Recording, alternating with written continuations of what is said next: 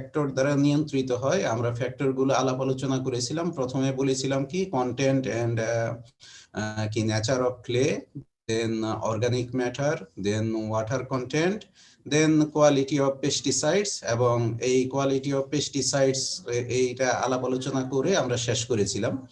তারপরের ফ্যাক্টর যেটা আসলে temperature and pH of pesticides and soil.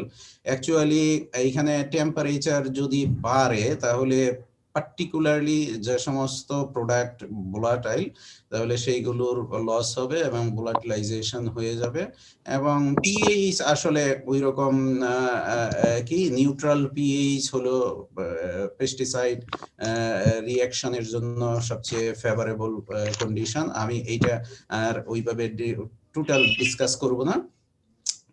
সেই ক্ষেত্রে আমরা পরের স্লাইডে যদি চলে যাই তাহলে এইখানে সামারাইজ যেটা করা হয়েছে, the above reactions of pesticides in soils are modified by the movement of pesticides through leaching, runoff and volatilization. তাহলে এইখানে দেখো, এই কথা বলো না, মিউট করে নাও, মিউট করে নাও। যাদের এখনো আনমিউট করা আছে মাইক্রোফোন মিউট করে নাও প্লিজ। দেন পেস্টিসাইড, তাহলে এই মুভমেন্টটা হয় আবার দুটো প্রক্রিয়ায়। একটা হলো molecular diffusion, that means spontaneous movement of particles from higher concentration to lower concentration, এটা আমরা জানি। আরেকটা হলো mass transfer, movement of mass from one location to another. এবং ফাইনাল কনক্লুশনে এইখানে যেটা বলা হলো warm soil conditions, that means not too high temperature or too low temperature, adequate moisture, presence of organic matter and neutral pH। এই যে একটু আগে যেটা বলতেছিলাম আসলে নিউট্রাল pH যদি থাকে, that promotes the microbial activity, thus increase the degradation of pesticides।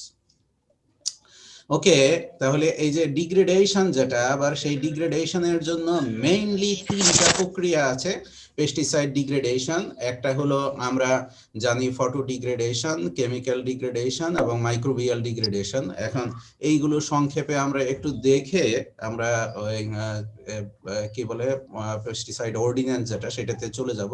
Photo degradation নাম শুনে আমরা বুঝতে পারছি, that means reaction with light. The action of sunlight can break down pesticides that are on the surface of soil or foliage, that means on plant parts.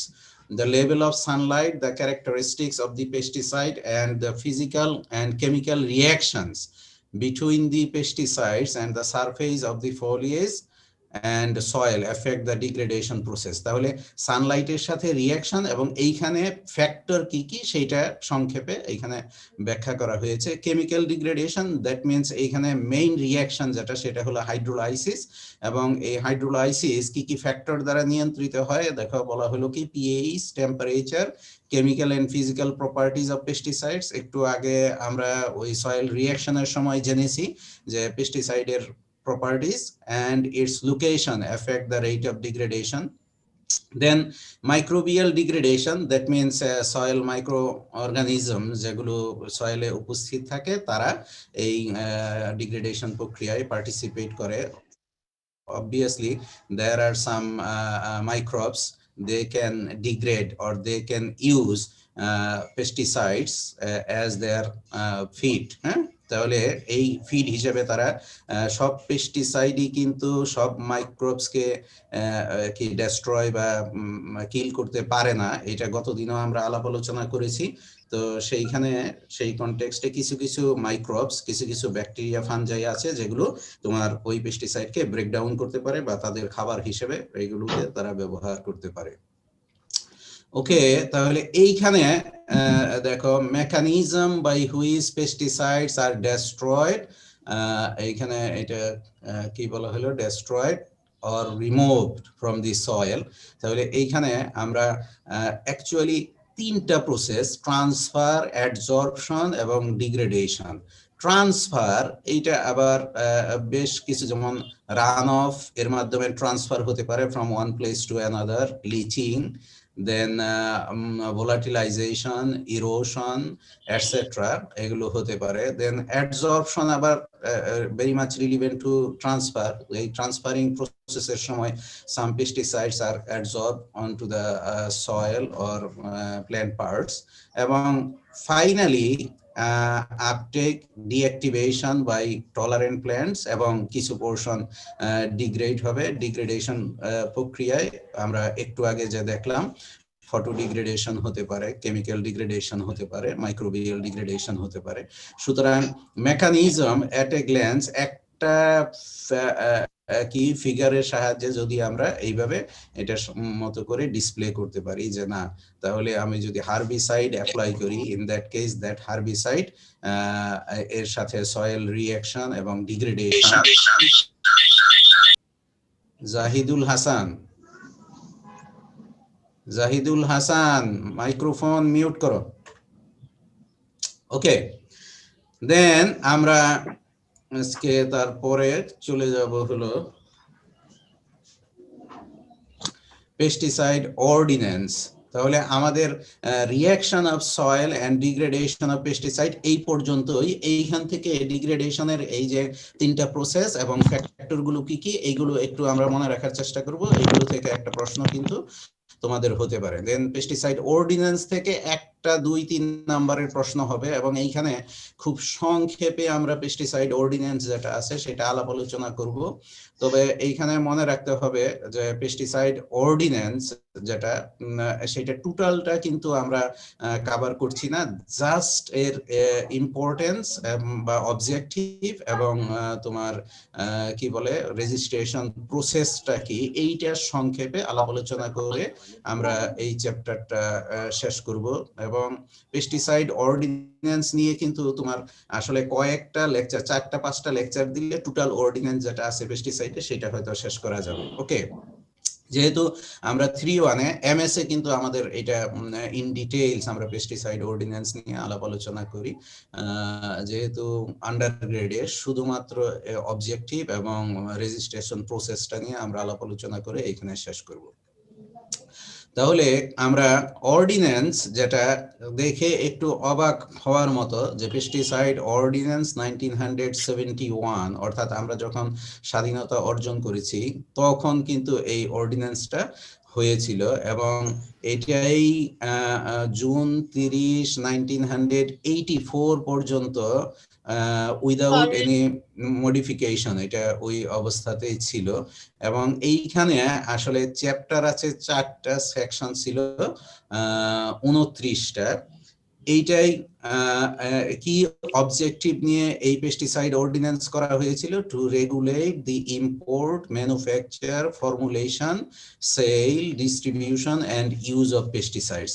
যদিও এক লাইনে কথাটা বলা হয়েছে, কিন্তু এইখানে টোটাল পেস্টিসাইড রিলিভেন্ট অ্যাক্টিভিটিস এই objective দ্বারা কিন্তু প্রেজেন্ট করা হয়েছে। একটু পরে হয়তো সেই বিষয়টা আমাদের কাছে বোধগম্য হবে। ওকে, তাহলে এইখান থেকে আমরা এইটুকু জানলাম যে অর্ডিন্যান্স যেটা সেটা 1971 সালে এবং as modified up to June 30, 84 পর্যন্ত এইটা ছিল। তার পরবর্তীতে 1985 সালে এইখানে দি পেস্টিসাইড রুলস যেটা 1985 এইটা করা হয়। এবং কেউ কারোর সাথে দেখা করতে পারবে না। সাজ্জাদ 388 সাজ্জাদ এই সাজ্জাদ 388 শুনতে পাচ্ছ? মাইক্রোফোন মিউট করো।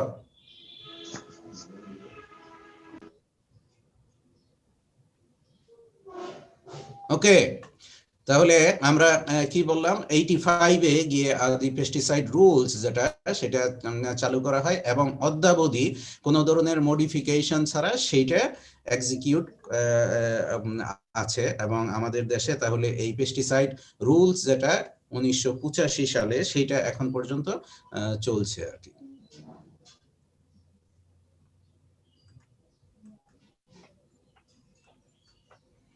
ওকে, তাহলে এই main objective pesticides to be registered, এখন কোশ্চেন হতে পারে why pesticide to be registered, because no person shall import, manufacture, formulate, sale, offer for sale, hold in stock for sale, or in any manner advertise any brand of pesticide which has not been registered in the matter hereinafter provided.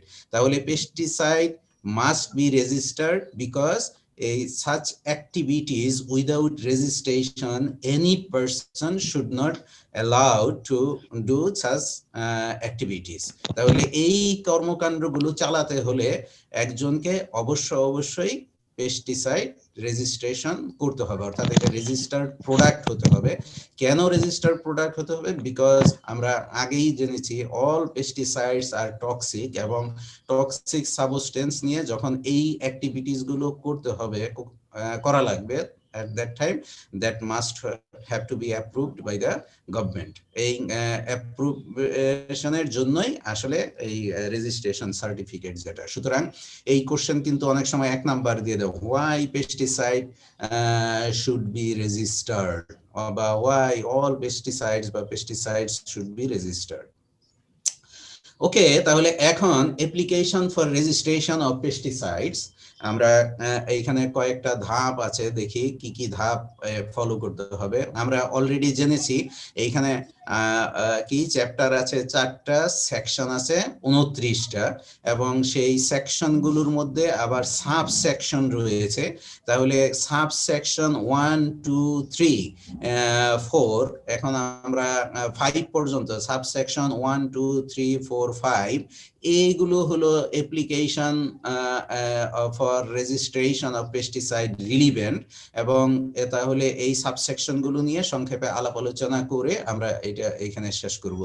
তাহলে subsection 1, any person intending to import, manufacture, formulate, sale, offer for sale, hold in stock for sale, or advertise any brand of a pesticide may apply to the government for the registration of the brand under such name as he may indicate in the application. আমার মনে হয় বিষয়টা পরিষ্কার হয়েছে, অর্থাৎ pesticide নিয়ে এই সমস্ত অ্যাক্টিভিটিস গুলো যদি আমি পরিচালনা করতে চাই, ইন দ্যাট কেস আমাকে একটা নির্দিষ্ট নাম দিয়ে ওই পেস্টিসাইড রেজিস্ট্রেশনের জন্য গভর্নমেন্টের বরাবর অ্যাপ্লিকেশন সাবমিট করতে হবে।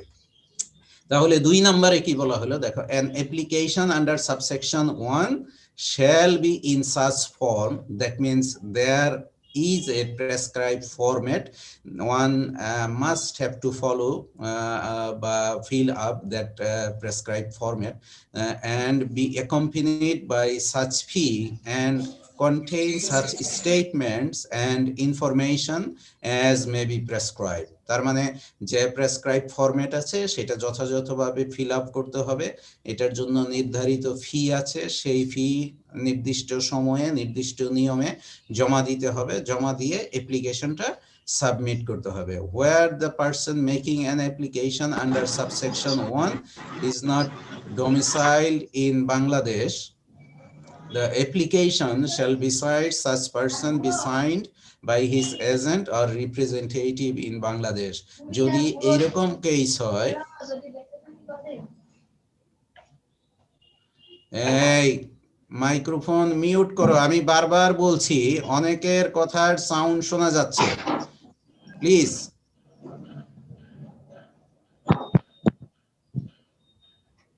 $182। ওকে, তাহলে আমরা এইখানে কি বললাম, যদি আগের, তাহলে 2 নম্বরে আমরা জানলাম যে এর জন্য প্রেসক্রাইব ফরম্যাট আছে, সেই ফর্ম যথাযথভাবে ফিল আপ করে নির্দিষ্ট ফি জমা দিয়ে রেজিস্ট্রেশনের জন্য অ্যাপ্লিকেশন সাবমিট করা যাবে। ওকে, 3 নম্বরে যেটা বলা হলো একটু আগে, আমরা এখানে যদি অ্যাপ্লিক্যান্ট বাংলাদেশের বাইরে অবস্থান করেন বা বিদেশি হন, ইন দ্যাট কেস তার পক্ষে বাংলাদেশের কোনো প্রতিনিধি এই অ্যাপ্লিকেশনটা একই প্রক্রিয়ায় সাবমিট করতে পারবে।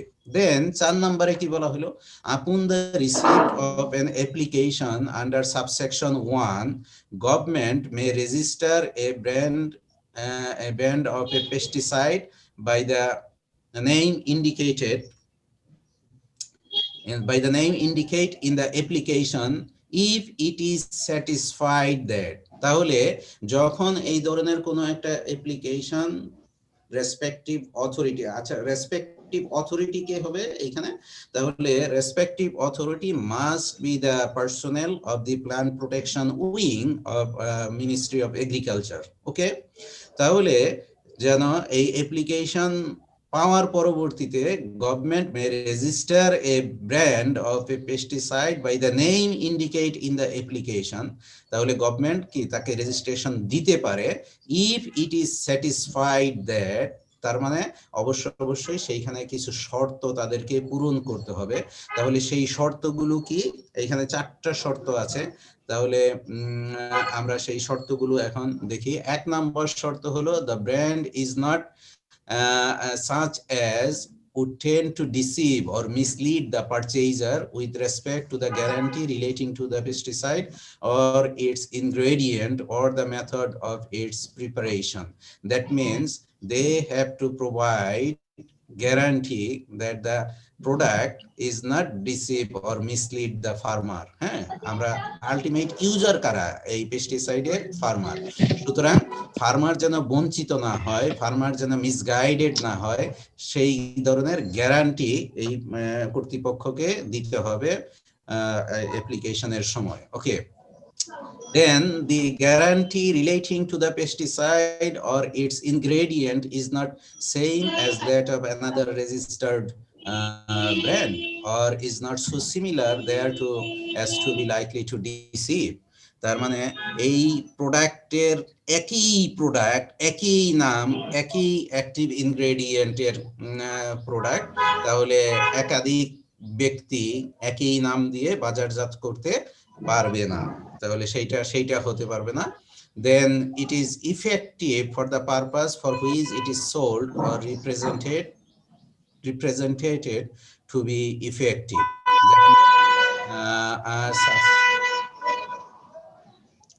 Such type of statement, such type of experiment must have to be conducted that the product is very much effective for the purpose. অর্থাৎ যে পারপাজের জন্য এই পেস্টিসাইডটা ব্যবহারের সুপারিশ করা হবে সেই পারপাজের জন্য এটা ভেরি মাচ ইফেক্টিভ, এই সংক্রান্ত এক্সপেরিমেন্টাল রেজাল্ট এটার সাথে ট্যাগ করে দিতে হবে অথবা এটা চেক করতে হবে।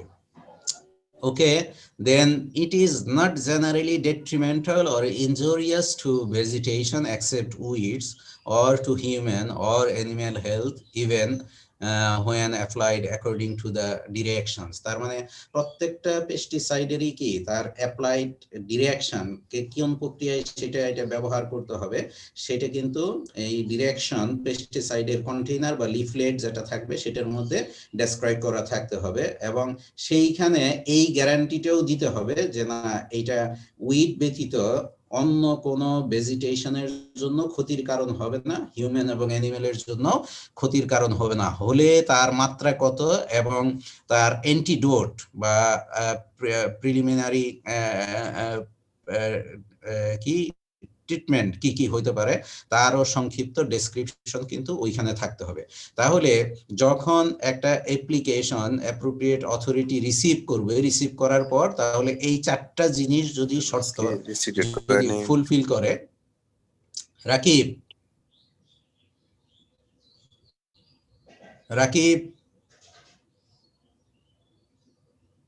মাইক্রোফোন মিউট করো।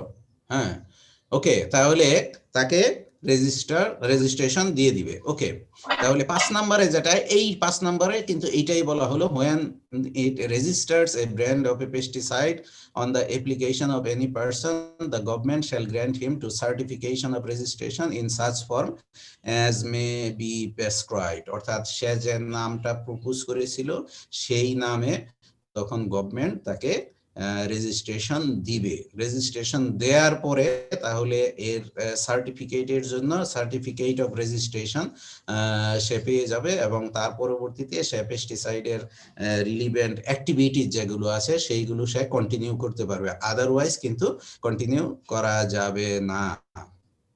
ওকে, তাহলে this is all about the application process for registration of a pesticide.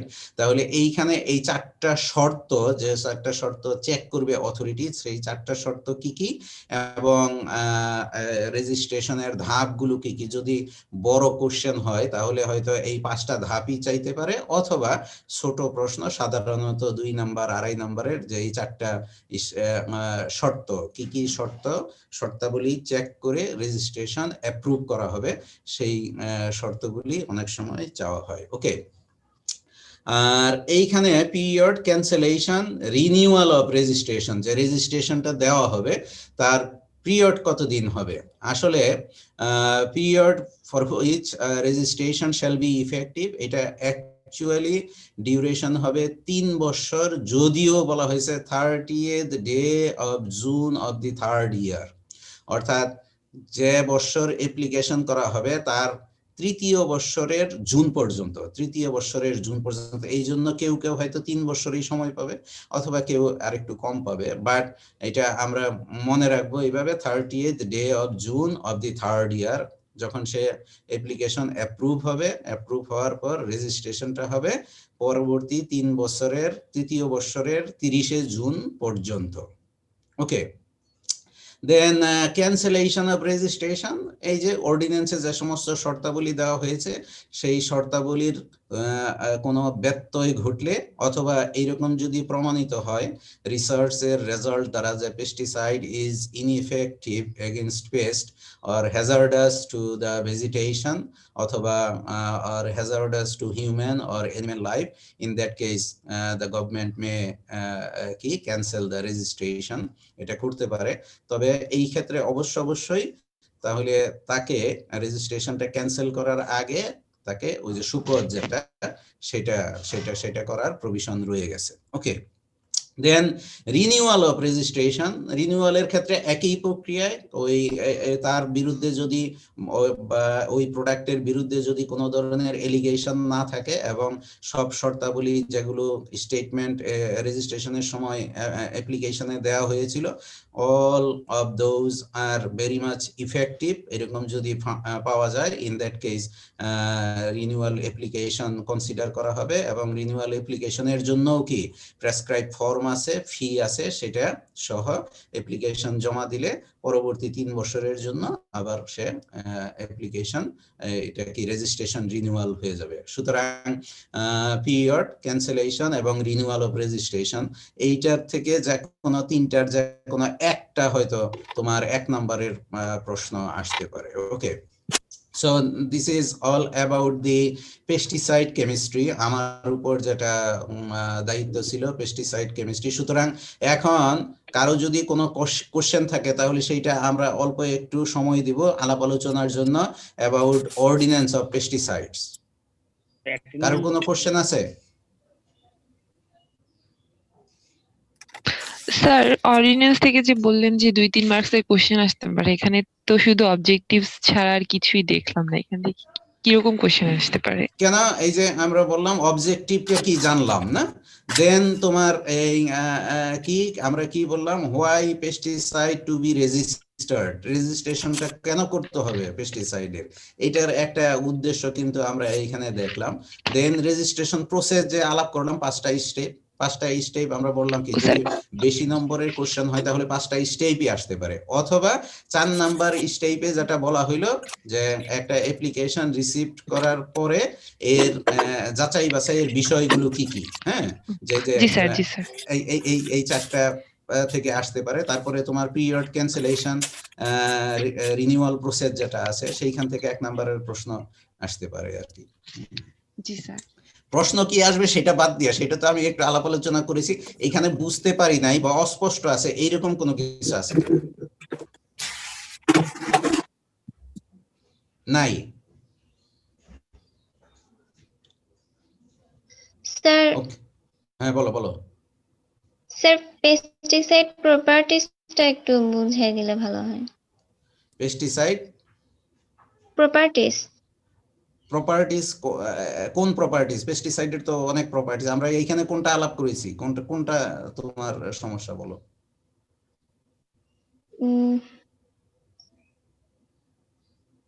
Properties মানে কোনটা তুমি বুঝাইতে চাচ্ছ? আজকে যে আলাপ সেকেন্ড আলোচনা করে, হ্যাঁ স্লাইড যেটা ছিল। আজকের জি স্যার। আজকের সেকেন্ড স্লাইডস তো ছিল এইটা, যে reactions of pesticides with soil. এইখানে আমরা বলেছি কি মুভমেন্ট যেটা, সেই মুভমেন্টটা হয়। এবং আমরা আগে আগে কি বলেছি, reactions of pesticide with soil, এই সয়েলের সাথে পেস্টিসাইডের যে রিঅ্যাকশন, এটা মূলত 5টি ফ্যাক্টর দ্বারা নিয়ন্ত্রিত হয়। সেই ফ্যাক্টরগুলো আলাপ আলোচনা আগের স্লাইডগুলোতে আমরা করেছি, এবং এইখানে সামারাইজ আকারে কয়েকটা পয়েন্ট, 3টা পয়েন্ট দেওয়া হয়েছে। তার মানে মুভমেন্টের সাথে রিলিভেন্ট কে লিচিং, রান অফ, ভোলাটিলাইজেশন, এবং মুভমেন্ট যেটা হয় সেটা আমরা বলেছি কি মলিকুলার ডিফিউশন এবং মাস ট্রান্সফারের মাধ্যমে হয়। এবং ফাইনালি বলা হয়েছে ওয়ার্ম সয়েল কন্ডিশন, আমরা বলেছি not too high or not too low, adequate moisture, presence of organic matter এবং নিউট্রাল পিএইচ। এই কন্ডিশনটা হলো after application degradation of pesticide যেটা আছে সেটাকে প্রমোট করে। ঠিক আছে আদিলা? জি sir, thank you sir. Okay, আর কিছু?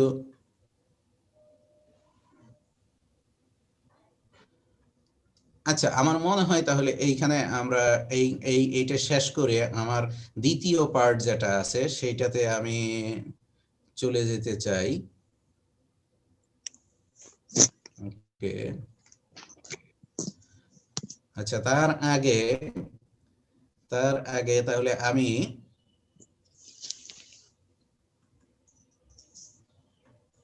এখন তোমাদের ওই যে চ্যাট বক্সটা কিছু সময়ের জন্য ওপেন করলাম। সো প্লিজ কি right your ID on the chat box.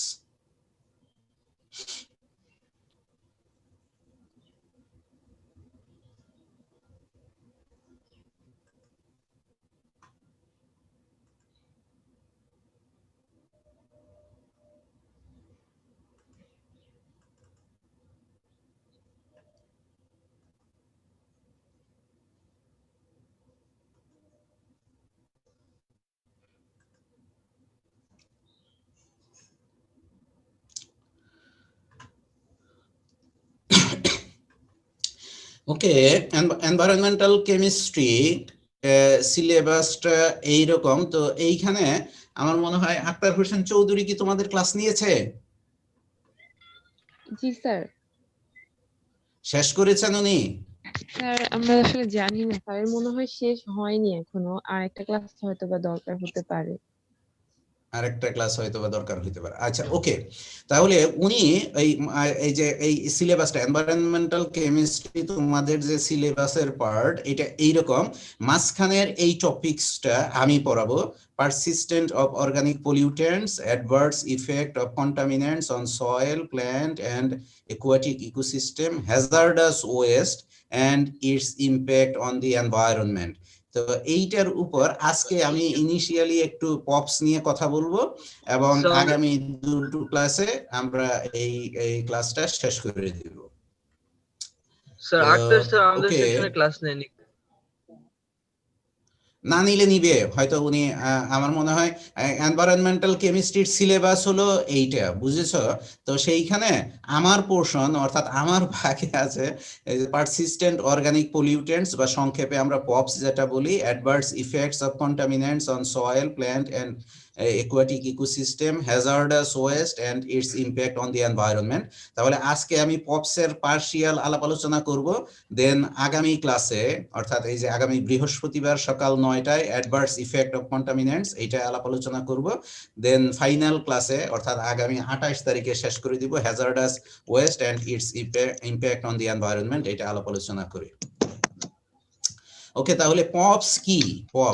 Pops এর ইলাবোরেশন আমরা দেখলাম কি, পারসিস্টেন্ট অর্গানিক পলিউটেন্টস। নাম শুনেছি পপস আমরা, রিবাত নাম শুনছো পপস? ওকে, নাম না শুনে থাকলে এখন এটা আমরা জেনে রাখবো যে পপস অনেক সময় অনেক জায়গায় এই টার্মটা শুনবা পপস, তখন যেন আমরা মনে করতে পারি যে POPs is nothing but persistent organic pollutants. Okay, তাহলে what are POPs, question what are POPs, POPs কি? তাহলে synthetic organic chemicals, synthetic that means artificially produced organic chemicals, এক number. Then persistent in environment, that means it's not break down easily, অর্থাৎ এটা সহজে decompose হয় না। They can resist photolytic, biological and chemical degradation. তার মানে একটু আগে আমরা পেস্টিসাইডের ডিগ্রেডেশন দেখেছি এবং সেইখানে জেনেছি কি কি আমরা দেখেছি, ফটো ডিগ্রেডেশন, কেমিক্যাল ডিগ্রেডেশন এবং বায়োডিগ্রেডেশন বা মাইক্রোবিয়াল ডিগ্রেডেশন। তাহলে এই কোনোটা দ্বারাই পপস কিন্তু ডিগ্রেড হয় না বা ডিকম্পোজ হয় না। Then long range transport leads to global pollution, তারা এক জায়গা থেকে অনায়াসে অন্য জায়গায় মুভ করতে পারে। দেন লিপোফিলিক ইন নেচার, লিপোফিলিক কি? লিপোফিলিক বলো।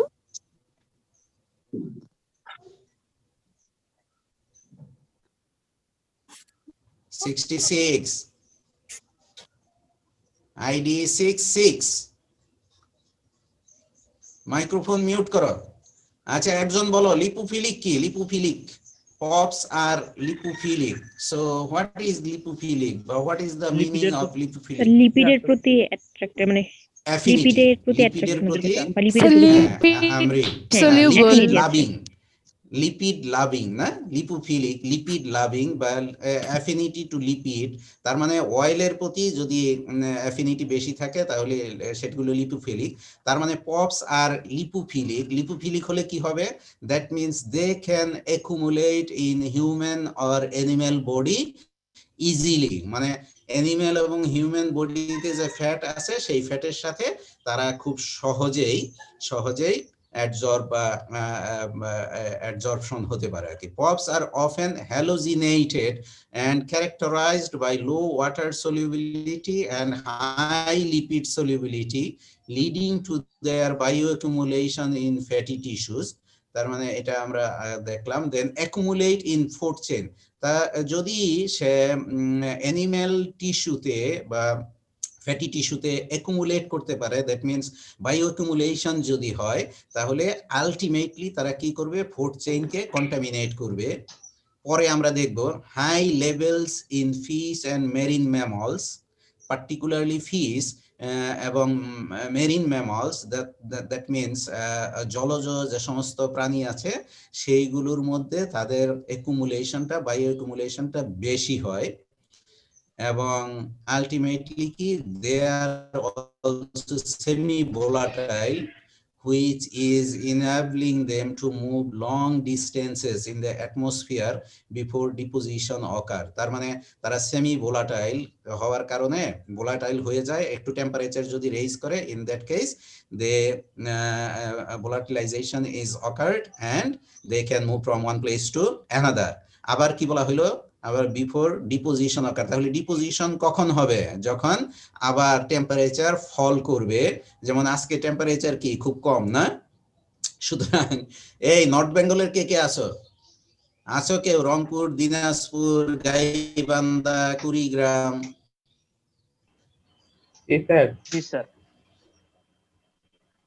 কে? তানভীর? শীত কি খুব বেশি ওইদিকে? কি?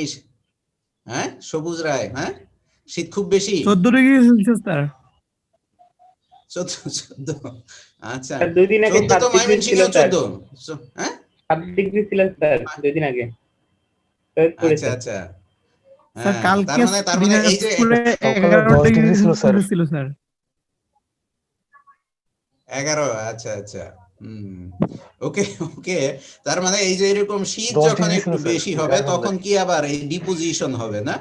তারপরে দে আর অলসো সেমি ভোলাটাইল, তার মানে যখন টেম্পারেচার রেইজ করবে তখন তারা মুভ করবে from one place to another, আবার যখন এরকম টেম্পারেচার ফল করবে তখন তাদের ডিপোজিশন হবে থ্রু কন্ডেনসেশন রিঅ্যাকশন, কন্ডেনসেশন হয়ে কন্ডেন্স হয়ে সেটা ডিপোজিশন হবে।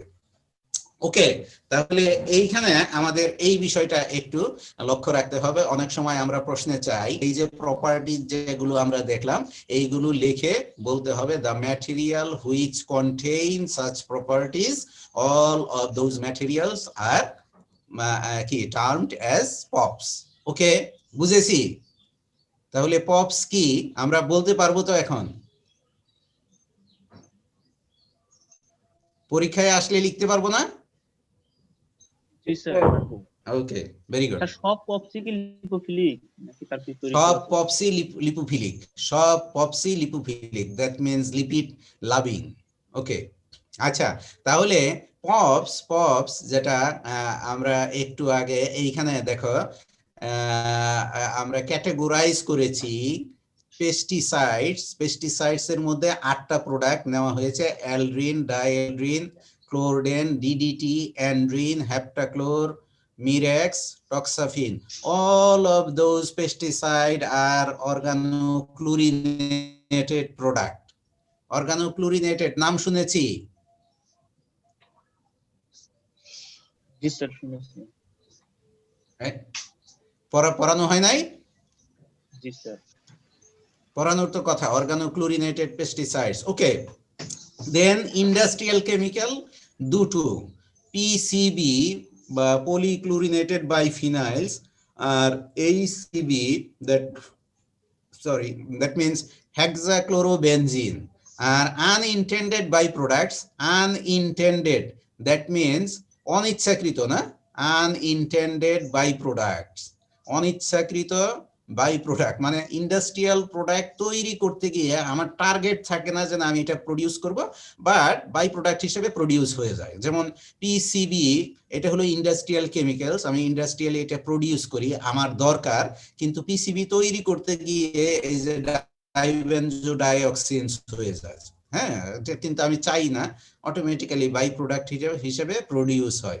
যেমন আমি গাড়িতে জ্বালানি ব্যবহার করি না কি, ডিজেল, পেট্রোল, অকটেন ব্যবহার করি, আমার টার্গেট কি কার্বন ডাই অক্সাইড প্রডিউস করা? নো, আমার টার্গেট কি গাড়ি চলুক, এইটা আমি চাই যে সে এনার্জি প্রোভাইড করবে যেন গাড়িটা রান করতে পারে, কিন্তু আলটিমেটলি সে রান করে ঠিকই, কিন্তু আনইনটেন্ডেড বাই প্রোডাক্ট এখানে কি কি, carbon dioxide, sulphur dioxide, etcetera, greenhouse gas যেগুলো, সেগুলো সে কিন্তু প্রডিউস করে। ওকে, তদ্রূপ ডাইবেনজোডাইঅক্সিনস এবং ডাইবেনজোফিউরানস হলো আনইনটেন্ডেড বাই প্রোডাক্টস, এগুলো আমাদের টার্গেট কেমিক্যালস নয়, আমরা বাট ইন্ডাস্ট্রিয়ালি আমরা যখন অন্য কোনো প্রোডাক্ট তৈরি করতে চাই তখন বাই প্রোডাক্ট হিসেবে এইগুলো প্রডিউস হয়। তাহলে আলটিমেটলি দেখো এইখানে আনইনটেন্ডেড বাই প্রোডাক্ট হলো দুটো, ইন্ডাস্ট্রিয়াল কেমিক্যালস হলো দুটো, পেস্টিসাইড হলো 8টি। তাহলে এই পপস এর যে classification, these are the persistent organic pollutants grouped according to their use and origin. তাহলে we can ask for a question such that classify or group persistent organic pollutants according to their use and origin. তাহলে যদি এরকম বলে যে কি use এবং origin অনুযায়ী persistent organic pollutants বা পপস কে ক্লাসিফাই করো, তাহলে তখন কিন্তু তোমাদের এই 3টা ক্যাটাগরি, 8টা পেস্টিসাইডস, 2টা ইন্ডাস্ট্রিয়াল কেমিক্যালস এবং 2টো আনইনটেন্ডেড ইন্ডাস্ট্রিয়াল বাই প্রোডাক্টস নামগুলো সহ মনে রাখতে হবে, ক্লাসিফাই করলে এক্সাম্পল কি এগুলো লিখে দিতে হবে। পারবো তো? বুঝেছি? খুব কঠিন, হ্যাঁ, শুনতে পাচ্ছি? হ্যাঁ, কঠিন কি স্যার আরেকবার একটু বললে ভালো মানে হতো এটাকে তোমার কি তাদের স্যার ব্যবহার আরেকবার এবং একটু বললে অরিজিন ভালো হতো জি স্যার বুঝতে পেরেছি আচ্ছা না আবার বলতেছি দেখো কোশ্চেন না বলতেছি শোনো আমি কি বললাম যে অর্গানিক পপস কে তাদের ব্যবহার এবং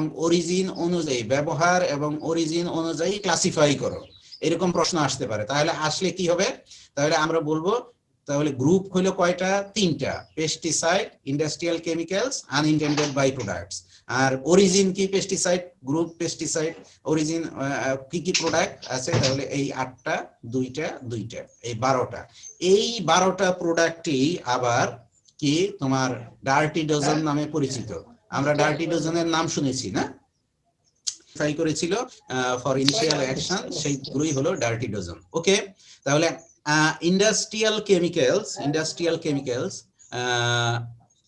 আমরা যদি দেখি তাহলে এইখানে হলো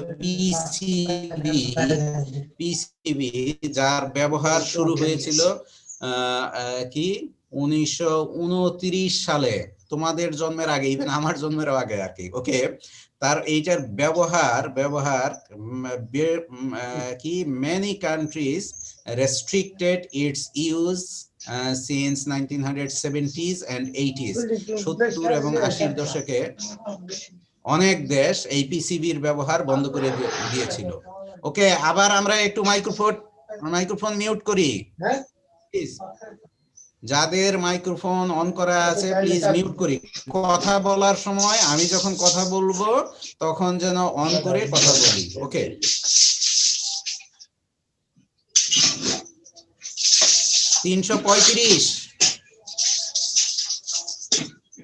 $335 রিবাত আহা 335 হ্যাঁ না গুড আচ্ছা ওকে তাহলে দেখো 1929 সাল পর্যন্ত 2 মিলিয়ন টন পিসিবি প্রডিউসড হয়েছিল সারা পৃথিবী ব্যাপী এবং তার 10% এই ধরনের product still remain in the environment today তাহলে দেখো এখন পর্যন্ত কিন্তু তার 10% রয়ে গেছে তাহলে কোথায় এইগুলো মেইনলি কি landfills containing transformers that means electrical transformers capacitors and other PCB waste can release PCBs into the air. These environmental contamination may continue to occur due to the disposal of old electrical equipment containing PCBs. Okay. তাহলে একটু আমার মনে হয় আমরা এটা করে আসি chat অপশনটা বন্ধ করে দিলাম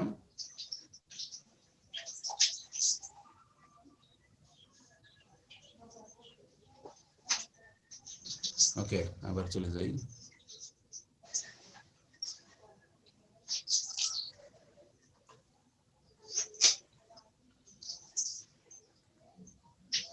ওকে তাহলে আমরা এইগুলো the incineration of municipal waste made to PCB pollution and produce dangerous bypass ACR and dioxins benzodioxins polychlorinated dibenzodioxins R polychlorinated dibenzofurans এইগুলো প্রডিউস করতে পারে PCBs can also evaporate from contaminated water bodies such as North American Great Lakes ওইগুলো থেকে are already contaminated American ওই lake okay then polychlorinated biphenyls are a class of man-made organic chemicals that means anthropogenic. Each PCB molecules contain 2 phenyl rings. A phenyl ring contains 6 carbon atoms to which hydrogen atoms are attached. In PCBs fluorine atoms replace some of these hydrogen atoms. Okay, PCB কিন্তু classification বর্ণনাটা এখানে আমরা দেখতেছি PCBs persist in the environment because they are highly unreactive and are largely resistant to breakdown by acid, bases and heat. কোনো কিছু দ্বারা সহজে ভাঙে না, এই জন্য তারা আমরা বলেছি persistent. Generally are not very soluble in water but readily soluble in fats. This solubility in fat explain why PCBs can build up in animal fat and along the food chain. The degree of solubility is largely dependent on the number and position of chlorine atoms in the PCB molecule. That means যদি বেশি পরিমাণে chlorine থাকে এবং আমরা এই position বলতে কি বোঝানো হয়, অর্থ পজিশন, মেটা পজিশন, প্যারা পজিশন। তাহলে অর্থ পজিশনে থাকলে তার কিন্তু solubility বেশি, আর মেটা প্যারা পজিশনে আস্তে আস্তে solubility কমবে। ওকে, although in general PCBs don't evaporate, especially those with more chlorine atom. তাহলে যেগুলোতে বেশি পরিমাণে ক্লোরিন আছে সেগুলো সহজে ইভাপোরেট হয় না। PCB evaporation does not occur and can account for significant amounts of PCB transport. এখন ডাইবেনজোডাইঅক্সিন যেটা, এটা শুধু আমরা এইখান থেকে মানে আনইনটেন্ডেড বাই প্রোডাক্টস, এর শুধু কেমিক্যাল ফর্মুলাটা আমরা দেখে এটা শেষ করব। এইখানে দেখো ডাইঅক্সিন, দুইটা বেনজিন, এইটা বেনজিন, এটা দেখা যাচ্ছে, দুটো বেনজিন রিং কি দুটো অক্সিজেন দ্বারা যুক্ত হয়েছে, এই জন্য ডাইবেনজো ডাইঅক্সিন, দুটো বেনজিন দুটো অক্সিজেন। আর প্রত্যেকটা বেনজিনে দুটো করে হাইড্রোজেন, দুটো করে ক্লোরিন দ্বারা রিপ্লেস হয়েছে।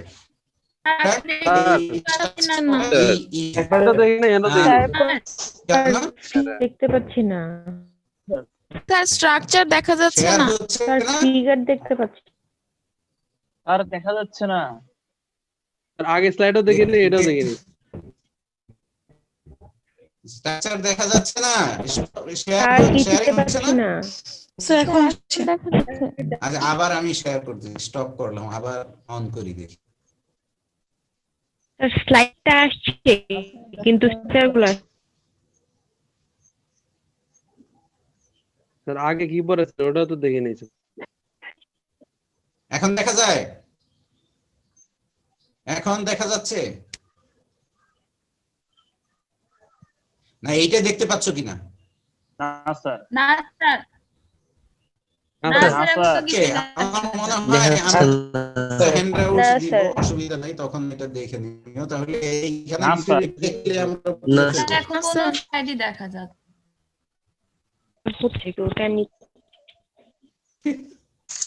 তাহলে তোমার ওইখানে ইন্টারনেটের সমস্যা আছে। শেয়ারিং বলতেছে। আচ্ছা, এই পরে এইটা দেখা যাচ্ছে, এই ছবি দেখা যাচ্ছে। আচ্ছা দেখো, পপস ইন দ্য এনভায়রনমেন্ট, এখানে সোর্স, ট্রাফিক, শেয়ারিং, লোডিং। তাহলে এই হ্যাঁ বলো স্যার, শুধু স্ক্রিন শেয়ারিং স্লাইড দেখা গেলে আমি কি করতে পারি?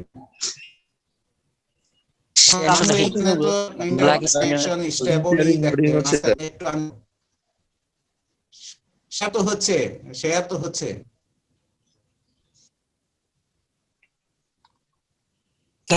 সম্ভবত নেট এজন্য। ওকে, আমার মনে হয় একটু আমাদের সময়ও শেষ হয়ে যাচ্ছে। আমরা এইটা একটু কথায় আমি বলি, তার পরবর্তীতে শেয়ার হচ্ছে না। Net connection. আমরা কি বলতেছিলাম যে পথ ইন দ্য এনভায়রনমেন্ট, সোর্স হলো এই চারটা, এবং তার কোথায় আসে? ওয়াটারে আসে এবং ল্যান্ডে, এবং আলটিমেটলি এয়ার, ওয়াটার, ল্যান্ড থেকে আলটিমেটলি ফুড থেকে, সেইটা আমরা এখানে বলতেছি। এবং main road of exposure two PCBs, মানে ডায়েটারি এক্সপোজার তার মানে আমরা যদি ডায়েটারি ওই সমস্ত খাবার দাবার গ্রহণ করি যেমন মেরিন ম্যামালস অর্থাৎ সামুদ্রিক মাছ, ফিশ মিঠা পানির মাছ, অ্যানিম্যাল ফ্যাট যেমন কি মিট এবং cows milk or meat product, butter, dairy etcetera, অথবা এই যে সমস্ত পানিতে পিসিবি আছে বা সয়েলে আছে সেই সমস্ত ভেজিটেবল, ক্রপস বা সিরিয়ালস বা ফ্রুটস গ্রোথ, সেগুলো যদি আমরা কনজিউম করি তাহলে ডায়েটারি এক্সপোজার হতে পারে PCB. So this is all about. আমি আজকে এই পর্যায়ে, যেহেতু মনে হয় তোমাদের ওইদিকে ইন্টারনেট আনস্টেবল,